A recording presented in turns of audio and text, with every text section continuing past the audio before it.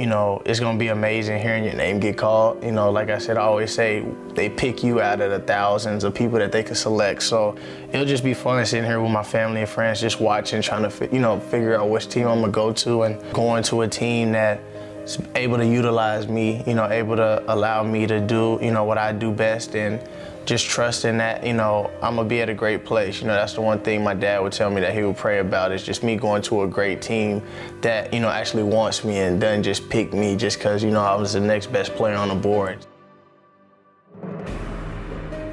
My name's Tyler Lockett, and this is my story. Can't hardly imagine, Mark, what it'll be like for Kevin Lockett today to watch his son play. I know you have a daughter. She's only 2. You're a little ways away from having her play college sports, but any idea what Kevin might be feeling today watching his son play? Well, I think it's hard to imagine how he feels, but, you know, it's sure there's going to be a lot of emotions running through his mind, and be able to watch his son out there on the same field that he had so much success on and play under Coach Snyder, who he played for. So it's got to be a special day for their family. No doubt. And Tyler, everything we've heard so far about him is that he's got the hands of Kevin and the speed of Aaron. And if that's true, that's a pretty good player. You've seen both those guys. Absolutely. Had a chance to play with both those guys. And if that combination is what it really is, we're going to be in for some special years watching him play. My freshman year was so many expectations for me. You hear articles, he got the hands of his dad, speed of his uncle. I mean, dad was the best receiver, uncle was one of the top returners. I started getting too caught up in the expectations for me as far as just what everybody was expecting me to be like my dad. It was expecting me to be like my uncle, so I was just kind of like, you know, I can't do this. And like, not too many people know at one point I was about to leave. Cause I told them I didn't listen to my mom or dad. They was trying to like encourage me, and so I was like, nah, I'm out. Like, I said, I can't. I said I should have redshirted. I should have went. I'd go to a school back at home. I was like, get me away from the legacy, all of that type of stuff. And my uncle would just be like, just wait, you know, just wait. Like, your time is gonna come. Lockett waiting back deep. So 14-7 lead for the Red Raiders. And a returnable one down the middle. It'll be Lockett from the 1. Nice lane over the right side. Angles it beautifully up the middle. He might go the distance. Do they have an angle? He's completely run away from them. Lockett's in. Touchdown K-State. You know, and then they finally threw me out there against Texas Tech due to injury, so I started. In one play, they put me back there, and then I ran it back. And I just kind of like, oh my goodness, like I'm ready now. And then they kept me back there, and then KU, I ran it back. And I mean, after that, that's when everything started changing. He's got one to beat. 45 stays in bounds. Down the sideline, Tyler Lockett. Oh, mama, touchdown Wildcats. What patience he showed, letting his blocking set up for him. Man, unbelievable effort. Klein has time to the end zone, man open, touchdown. Tyler Lockett, the true freshman out of Tulsa, Oklahoma, catches a 20-yard strike from Klein. First career touchdown reception for Lockett.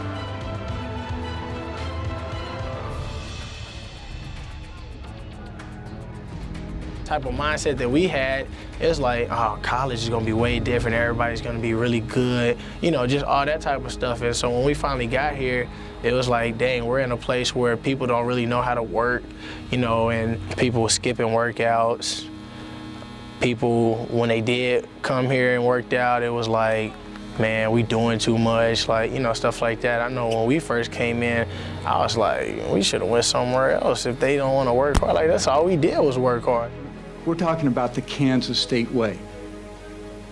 Kansas State people are unique. The university is unique.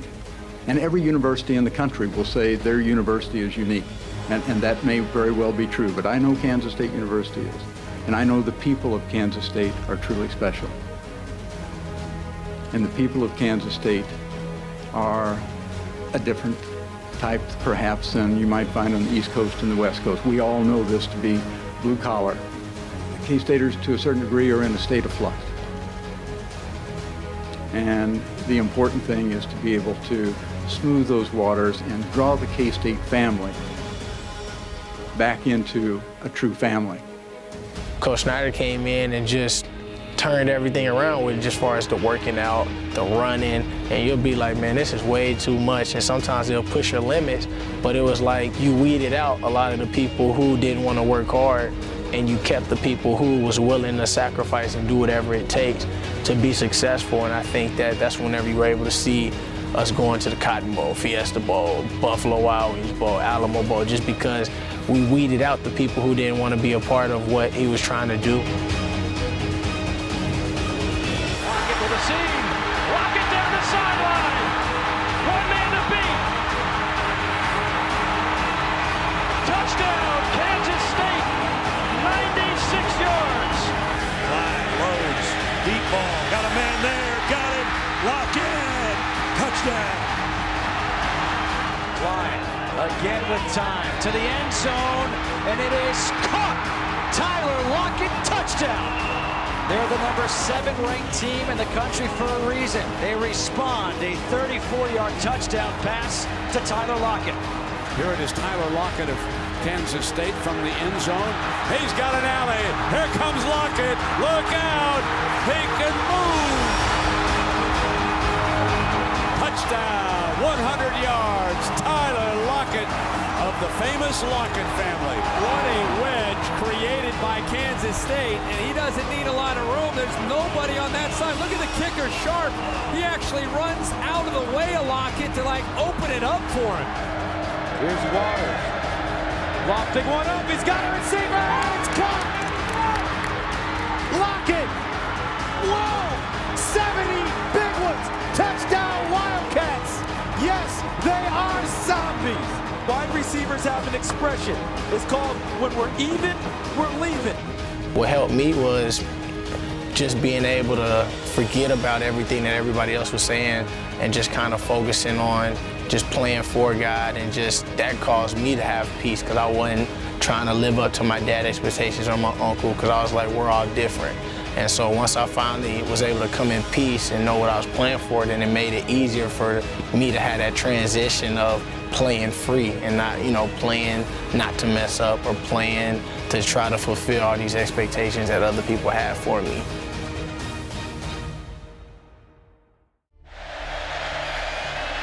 Waters, the fade to Lockett, and he got it. Touchdown. 8-yard touchdown pass. And that breaks Dad's record. I mean, I never thought that I'd break my dad's records when I was coming here. So being able to see myself in that position my senior year, I remember after the season, I would look and they'll say, Tyler has 81 catches, 800 and something yards, and just 11 or 12 touchdowns in order to beat his dad. But it's still kind of one of those moments man, you beat one record, and I remember growing up, my dad was like, you're not gonna be better than me, all this type of stuff. And then, to be in a position where you break all 3 of his records, it's kind of like, you can't say nothing now. It's just funny games that we always talk about. My uncle says he's the best athlete in the family. Every time people ask me, I say, let the fans, let the family, let the friends, let all of them say who they think the best athlete is.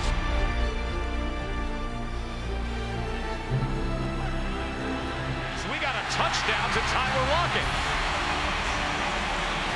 UCLA just sleptwalked over the course of the past minute. It didn't really hit me until the end of the game. I think when I scored that last touchdown, I was just kind of like, dang. And then I took a knee, and then I started praying, and I was about to start crying because Jake and everybody ran up on me, and they was like, man, I love you, bro. And then Cody Whitehair and everybody was just running like, man, I love y'all. And it was a real sad moment, because you can't laugh. You can laugh when you're looking back, but in the moment it was just real sad. It was like a ending of everybody just came together and hugged for the last time.